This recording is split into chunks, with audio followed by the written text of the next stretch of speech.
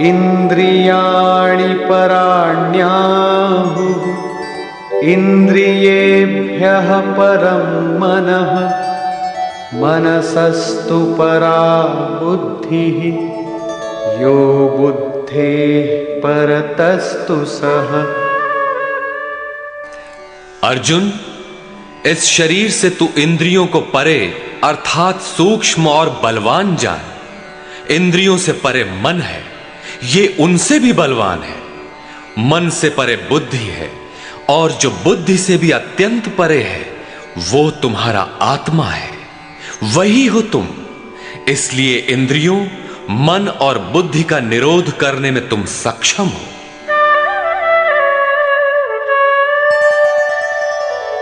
एवं बुद्धेः परं बुद्ध्वा संस्तभ्यात्मानमात्मना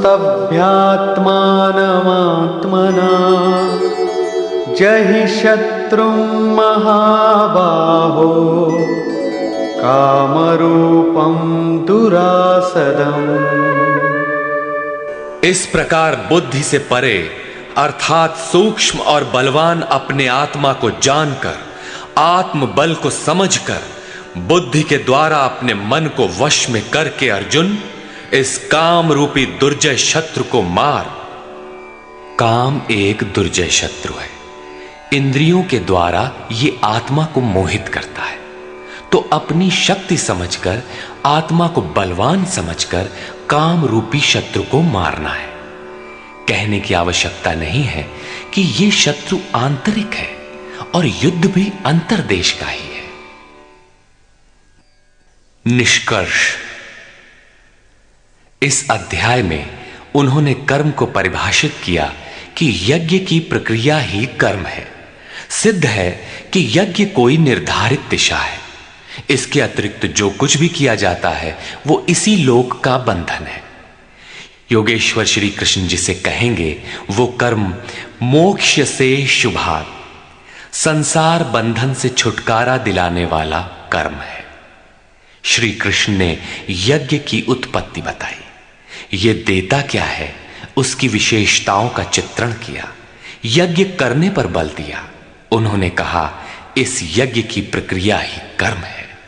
अध्याय 3 में ही युद्ध का विशद चित्रण है। श्लोक 30 से श्लोक 43 तक युद्ध का स्वरूप, उसकी अनिवार्यता, युद्ध न करने वालों का विनाश, युद्ध में मारे जाने वाले शत्रुओं के नाम, उन्हें मारने के लिए अपनी शक्ति का आवाहन और निश्चय ही उन्हें काट कर फेंकने पर बल दिया। इस अध्याय में शत्रु और शत्रु का आंतरिक स्वरूप स्पष्ट है, जिनके विनाश की प्रेरणा दी गई है। अतः ओम तत्सदिति श्रीमद्भगवद गीता सूपनिषत्सु ब्रह्म विद्यायाम योग शास्त्रे श्री कृष्णार्जुन संवादे शत्रु विनाश प्रेरणा नाम तृतीयो अध्याय।